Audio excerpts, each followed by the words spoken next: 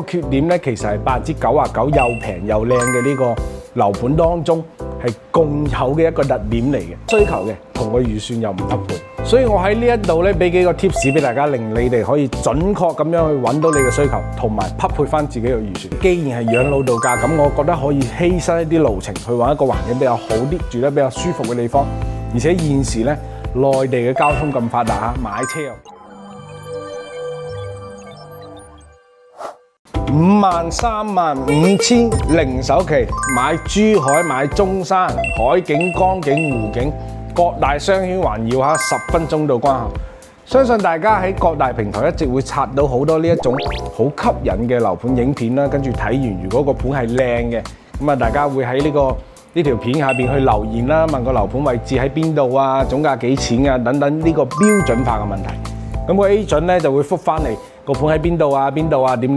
但係往往大家知道個準確位置之後咧，又好似都會好失望㗎，覺得唔符合自己嘅預期。一次係咁，兩次、三次、四次，一直都係咁。咁啊，好多人會一直都俾呢啲類似嘅話術去吸引啦，跟住一直問，但係永遠或者係問咗好耐都揾唔到自己心目中嗰間 dream house。所以咧，今日呢一條片咧，我想同大家去深究下呢個問題。咁啊，點解自己會一直會俾呢一種影片去吸引，但係又一直買唔到自己中意嘅樓？咁啊，其實最主要嘅原因咧，就係自己未清楚自己嘅需求啦，又或者係你嘅需求同你嘅預算係唔匹配。咁我同大家舉個例子啦，就好似我哋之前嗰條湖山春曉嗰條片，咁啊總價139萬5萬蚊首期，8層高嘅呢個湖景洋房啦，C 梯入戶，仲要有超高嘅使用率，成個單位好似170、180嘅呢個空間感啦，咁啊又係大發展商開發，又唔怕交唔到樓，物業又 OK， 跟住其他嘅呢個湖景高層咧，70幾萬就可以買到個精裝3房，咁啊呢一個樓盤咧可以話係集中晒一個樓盤應該有嘅所有優點，總價平、戶型靚、景觀好嚇，咁啊但係咧佢有一個對於好多人嚟講就係好致命嘅缺點，就係距離拱北港珠澳大橋關要40幾分鐘嘅車程。咁啊，呢一個缺點咧，其實係99%又平又靚嘅呢個樓盤當中係共有嘅一個特點嚟嘅。咁啊，所以我哋湖山春曉呢條片出咗嚟之後咧，就會有好多觀眾喺下邊留言問喺邊度啦。咁啊，跟住大部分人問完之後，就會話好遠啊之類嘅，跟住又叫我哋推介啲其他嘅樓盤俾佢。但係近嘅樓盤咧，又覺得價錢貴，同埋冇呢個湖山春曉靚喎。咁啊，呢一種咧，其實就係典型嘅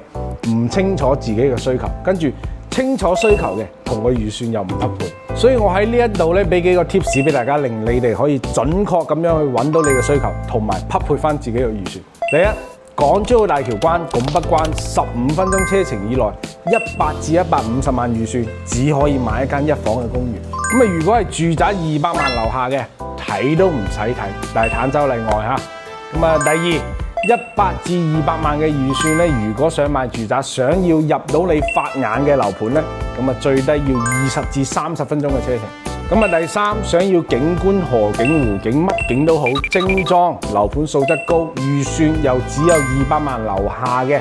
你必須要接受到30分鐘以上嘅車程。大家只需要緊記我呢幾個 tips， 你以後就唔會再俾嗰啲什麼花言巧語去所迷惑，咁啊浪費你自己嘅時間。